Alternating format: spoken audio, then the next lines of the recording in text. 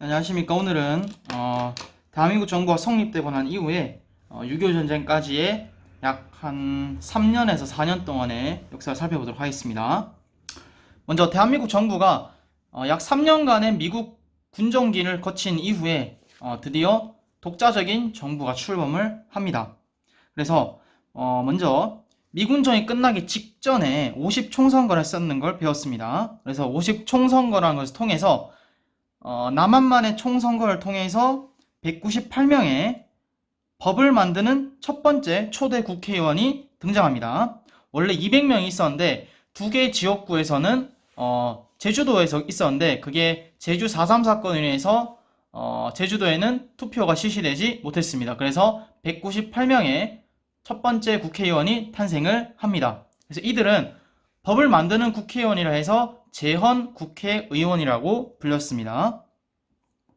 여기서 국회의원들이 있었는데 남북 협상을 했던 김구와 김규식의 정당들 그리고 좌익 세력은 불참을 해서 오로지 이승만 계열의 한국민주당 이런 계열들이 많이 있었습니다. 그래서 헌법을 만들었습니다. 그래서 헌법 만들었는데 이게 제헌 헌법이라 불리고요. 7월 17일 날 공포되었다 해서 현재 7월 17일은 제헌절이라고 알고 있습니다. 제헌절. 대한민국 정부가 수립되는데 헌법을 만들고 나서 이 국회의원들이 국회에서 지금은 대통령을 국민들이 직접 뽑는 직접 선거를 하고 있었는데 대한민국 첫 번째 뽑을 때는 국회에서 간접 선거를 했었습니다. 간접 선거. 그래서 국회의원들의 많은 동의를 얻어서 대통령의 이승만이 당선이 되면서 이승만이 대한민국 정부의 최초의 대통령이 됩니다. 그래서 대통령이 내각을 구성하고 정부 수립을 8월 15일 일본 해방된 지 만 3년이 되는 8월 15일 날 선포를 했습니다. 그리고 유엔 총회에서 남한이 한반도에 적법한 정통적인 정부임으로 승인을 받았습니다. 그래서 이승만 정부는 정부가 수립되자마자 많은 활동을 시작하는데 첫 번째는 바로 친일파를 척결하는 노력이었습니다.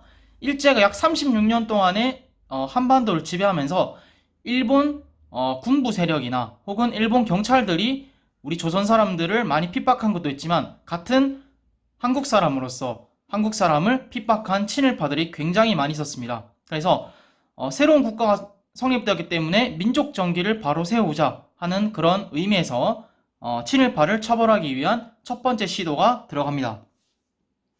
그래서 제헌국회가 반민족 행위 특별법 줄여서 반민법을 제정해서 공포합니다. 그래서 이 법에 의거해서 반민족 행위 특별조사위원회 일명 반민특위를 구성해서 여러 친일 행적을 했던 사람들을 구속하기 시작합니다. 대표적으로 최린이나 이광수 혹은 악질 경찰이었던 노덕술 같은 사람을 구속하는 데 성공을 합니다. 하지만 이런 반민특위는 좌절이 되는데 이승만의 특별 담화가 있었습니다. 이때 우리나라가 성립된 당시에는 좌익과 우익 세력이 여전히 대립을 하고 있었는데 이 좌익 세력은 남쪽에서 엄청난 게릴라 활동, 선동 활동을 하고 있었기 때문에 이승만은 이런 좌익 세력에게 대한민국이 넘어가지 않기 위해서는 많은 우익 세력들이 필요했습니다. 그래서 이러한 친일 행적을 했다 할지라도 공산당을 거부하거나 사회주의를 거부하는 많은 친일 세력들을 자신의 지지 세력으로 안고 갔습니다. 그래서 이승만이 특별 담화에서 하는 말이 친일파를 잡는 것보다 먼저 공산주의, 사회주의자를 붙잡는 것이 가장 중요하다라는 특별 연설을 통해서 이러한 친일 행적을 했던 많은 사람들이 석방되고요. 그리고 이승만 정부의 요직으로 등용이 됩니다. 또한 이러한 반민특위를 구성하고 있는 여러 사람들은 바로 국회의원 중에서 북한을 추정하는 사람들 혹은 사회주의자들, 공산주의자였다는 그런 거짓 소문을 퍼뜨려서 이러한 반민특위 국회의원들을 구속시키기에 이릅니다. 이걸 국회 프락치 사건이라고 부릅니다. 프락치는 간첩이란 뜻입니다. 그래서 좌절되고 말았습니다. 자, 그리고 두 번째, 농지개혁법이라는 것이 있는데, 이 농지개혁법은, 우리가 이때까지 한국사를 배우면서 모든 토지는 귀족들이나 힘 있는 사람들의 소유였었는데, 대한민국이 수립되고 나서 이러한 힘이 없는 사람들, 돈이 적었던 사람들, 이런 사람들에게도 토지를 쉽게 나눠주고 소유할 수 있는 그런 법안들이 만들어지기 이릅니다. 그래서 이 농지개혁법이라는 것을 만드는데, 원칙은 경자유전의 원칙입니다. 굉장히 어려운 말이죠. 이것은 토지를 직접 농사 짓고 있는 사람들에게 땅을 주겠다라는 원칙입니다. 그래서 돈을 주고 토지를 많이 가진 사람들한테 구입을 하고요. 그리고 토지가 적은 사람들에게 돈을 받고 팝니다. 그래서 결과적으로 지주와 소작자가 거의 소멸되면서 소작하는 사람들이 대부분 없어집니다. 그래서 부의 배분이 평등하게 이루어지는 계기가 되었습니다. 하지만 문제점이 있었는데 농지를 제외한 토지는 이 개혁 대상에서 제외됩니다. 그래서 이런 것을 악용해서 꼼수가 있었는데, 예를 들어 뭐 논이나 밭을 염전으로 바꾸거나 혹은 자기 친척들에게 토지를 나눠주면서 이게 자기 토지는 적다라는 것을 문서 위조를 통해서 이런 것을 강제로 돈 받고 파는 것을 막기도 하였습니다. 또한 이 유상분배라는 원칙이 있었는데, 농민들은 원래 돈이 없습니다. 그래서 유상으로 토지를 판매한다 할지라도 농민들은 토지를 살 돈조차 없었기 때문에 이 많은 빚을 안고 토지를 경작하다가 나중에 또 다시 토지를 팔고 소작농이 되는 경우도 일부 있었습니다. 또한 토지를 강제로 팔았던 지주들은 국가에서 처음부터 현금을 주지 않고 그 지가 증권이라 해서 뭐 얼마의 돈을 몇 년에 걸쳐서 나중에 국가에서 보증을 한다 이런 식으로 줬었는데, 이것이 6.25 전쟁이 일어나고 나서 급격한 인플레이션이 일어나면서 이 지가 증권에서 있던 돈이 사실상 의미 없는 돈으로 변해버리기 때문에 지주들에게도 좀 안 좋은 점도 많이 있었습니다. 하지만 이것이 토지가 분배되면서 6.25 전쟁이 일어난 이후에 남한에 있던 많은 사람들이 북한 쪽으로 강제로 전향하지 않고 남한 쪽에 최대한 충성을 하고 붙어 있으려는 계기가 되기도 하였습니다. 결론, 농지개혁법은 토지를 분배하려는 아주 민주적인 정책이었다 하시면 되겠습니다. 자, 남쪽 정부는 이렇게, 이 대한민국 정부 이렇게 성립되는데, 갈라질 때 나머지 반쪽 북한은 처음에 소련이 군정을 통해서 들어왔었는데, 이때 소련에 있었던 저격 여단 출신이었던 김일성이라는 사람을 소련에서 비밀리에 육성을 해서 바로 북한 정권의 얼굴 마담으로 앞세워버립니다. 그래서 이 첫 번째로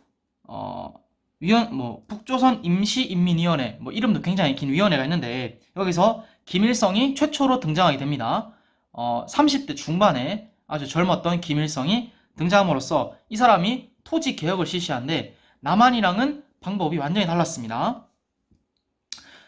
사회주의는 이게 모든 사람의 평등한 분배, 그러니까 노동량이 아니라 모든 사람이 일을 많이 하든 적게 하든 공평하게 분배가 되는 것을 지향하기 때문에 토지개혁을 실시할 때 지주의 토지를 무상으로 뺐습니다. 그리고 토지가 적은 사람에게 무상으로 분배하는 그런 정책을 취했습니다. 그래서 북한에서도 토지개혁을 실시했었는데 북한은 조금 더 빨랐습니다. 그래서 이러한 위기감으로 이 대한민국 정부도 이에 자극을 받아서 토지개혁을 신속하게 실시했던 점도 일부 있습니다.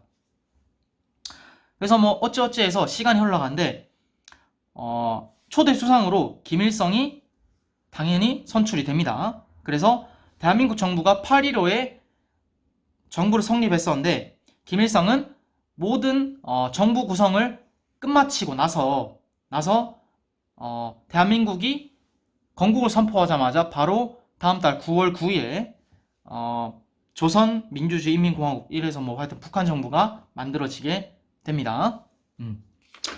자, 넘어가겠습니다. 내용이 굉장히 많네요. 자, 이렇게 남한과 북한이 공식적으로 나눠졌습니다. 그리고 나서 이제 6.25 전쟁이 발발하는데, 북한은 이게 정부를 만들자마자 차근차근 남한을 공산화시키기 위해서 많은 준비를 합니다. 그래서 소련에게 군사적 지원을 받고요. 그래서 뭐 탱크나 뭐 비행기나 각종 군사 무기를 원조로 받습니다. 또한 중국에서는 당시에 국민당과 그러니까 자본주의를 추구하던 국민당과 사회주의를 추구하던 중국 공산당이 내전을 하고 있었는데, 이 내전에서 중국 공산당이 승리하고 중공이 건국이 되었는데, 이 중공이 건국되고 나서 중국에 파견되어 있었던 조선 의용군 출신의 전투 경험이 상당했던 군인 5만 명이 북한의 인민군으로 편입되면서 군사력이 대폭 증강됩니다. 그리고 또한 스탈린, 당시 소련의 대표적인 수상이었던 공산당 서기장이었던 스탈린이라는 사람이 북한의 남침 계획을 승인하고요. 중국도 미국이 개입 시에 참전하겠다라는 여러 강대국의 약속을 받으면서 북한은 이미 처음부터 우리나라를 공산화시키기 위해서 많은 사전 준비를 하고 있었습니다. 그에 비해 남한은 정부 수립되고 나서 이 조선경비대라는 것을 모체로 국군을 창설합니다. 하지만 그게 뭐 미국에서 뭐 탱크를 받는다거나 비행기를 받는다거나 이런 군수 지원은 굉장히 적었습니다. 또한 미국이 6.25가 일어나는 1950년 1월에 애치슨 국무장관이 미국의 국무장관이 애치슨 선언을 발표합니다. 그래서 여기서 미국의 방위선에서 한국과 대만을 제외합니다. 그래서 북한에서는 이제는 미국의 영향력이 한국에서 굉장히 줄어들 것 같다라는 판단과 함께 6월 25일 날에 북한의 남침이 시작이 됩니다. 전개 과정이 있는데 북침이 아닙니다. 북침이라 하시면 안 됩니다. 북한의 남침입니다. 어디서 누가 6.25가 북침이다 이러면은 그 사람은 좀 위험한 사람입니다. 북한의 남침입니다. 그래서 이때 6월 25일 날 새벽 4시에 왔었는데, 이때 국군은 장병의 약 30% 이상이 휴가를 나갔습니다. 외박을 나가고 휴가를 나갔었기 때문에 이 38선 지역에서는 많은 국군 장병이 없어져서 수도가 3일 만에 뚫리게 됩니다. 무기 차이도 있었지만 인력의 차이도 많았기 때문에 3일 만에 수도가 빼앗깁니다. 그리고 여기서 이승만 대통령이 북한군의 남진을 막고자 한강 철교를 폭파시키면서 서울에 있었던 10만여 명의 서울 시민들이 다리를 건너지 못하고 북한 공산 치하에 내던져지게 되면서 인민재판을 통해 많은 서울 시민들이 도륙당하게 되는 아쉬운 장면도 있었습니다. 전쟁이 일어나지 얼마 안 돼서 바로 유엔군이 참전을 결정합니다. 그래서 여기서 국군의 작전 지휘권이 유엔군에게 넘어갑니다. 그래서 지금까지도 우리나라의 작전 통제권, 전쟁이 일어났을 때 작전을 지휘할 수 있는 모든 통솔 권리가 여전히 미군과 유엔군에 여전히 있습니다. 이때 넘겨줬습니다. 그래서 유엔군이 참여해서 반격을 시작합니다.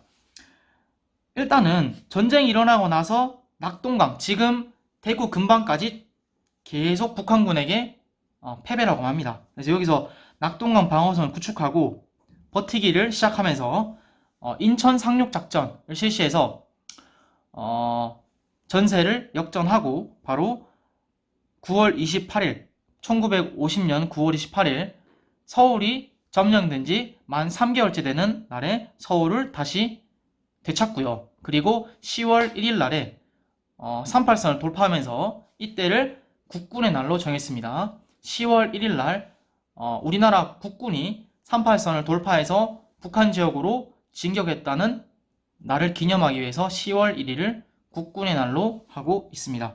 하여튼 그래서 반격하러 나와서는 압록강까지 쭉 갑니다. 하지만 여기서 만주 지역에 위협을 느꼈던 중국 공산당은 중국 군대를 개입시킵니다. 그래서 다시 국군과 유엔군이 밀려나면서 1951년 1월 4일 날 서울을 다시 중공군과 북한군에게 빼앗기고 후퇴하고요. 다시 얼마 있지 않아 탈환하고, 이때부터는 38선 근처에서 주거니 받거니 하면서 계속 지루한 전쟁이 이어지다가 이제 휴전이 성립되게 되는데, 이승만 정부는 일단 슬로건이 이것이었습니다. 아침은 서울에서, 점심은 평양에서, 저녁은 의주에서. 요 한 문장만 봐도 이 이승만 대통령은 무조건 북진 통일하겠다는 의지가 가득했습니다. 그래서 휴전에 반대했었는데, 그래서 그러한 뜻을 펼치기 위해서 거제도에 있었던 공산주의를 반대하던 북한군 포로들을 석방하면서 정전회담의 지연을 초래하다가 많은 이 시행착오를 겪어서 정전협정이 체결이 됩니다. 그래서 휴전선이 확정되고요. 그리고 휴전선 근처에 있었던 약 남북 몇 킬로미터 정도는 비무장 지대를 설치하고요. 그 다음에 군사정전위원회, 감시위원회 이런 것들을 파견해서 지금까지도 우리나라와 북한은 휴전 상태입니다. 종전이 아니고 전쟁을 쉬고 있는 휴전 상태입니다. 그래서 항상 우리는 안보에 굉장한 자각을 하고 있어야 됩니다. 언제 북한군이 쳐들어올지 모르고요. 언제 전쟁이 다시 날지도 모르는 위험한 한반도에 살고 있습니다. 6.25 전쟁의 피해와 영향은 상당합니다. 보면요. 피해는 수많은 인명피해가 있습니다. 수천만 명의 부상자와 사망자가 있고요. 이산가족이 수백만 명 탄생을 합니다. 그리고 남한과 북한 지역 각각 생산시설이 초토화됩니다. 그래서 이것을 다시 일으키기 위해서 남한과 북한이 엄청난 노력을 합니다. 그리고 분단이 고착화되고요. 이제 남한과 북한 사람들은 서로가 원래 동족이지만, 같은 말을 쓰면서 같은 한반도에 사는 동족이었지만, 남한과 북한 사람은 서로가 서로를 적으로 보기 시작을 합니다. 또한 한국과 미국은 한미 상호 방위 조약, 일명 한미 동맹을 체결을 합니다. 그래서 미국은 한국에게 무상으로 달러를 지원하고 양곡을 지원하고 군사적인 지원을 하는 그런 모션을 취하게 되었습니다. 또한 일본이 1945년 8월 달에 히로시마와 나가사키에 리틀 보이라고 불리는 원자폭탄 2발이 터지고 나서 일본이 초토화됐었는데, 이 한국전쟁 3년으로 인해서 일본에 있었던 2차 세계대전 당시에 활용했었던 많은 무기들이 대량으로 남한 정부에 매각되면서 일본 정부는 다시 경제력을 부흥하는 그런 아주 어떻게 보면은 아이러니한 이런 상황이 펼쳐지게 됩니다. 일본의 경제적 부흥이 펼쳐졌습니다. 이상입니다.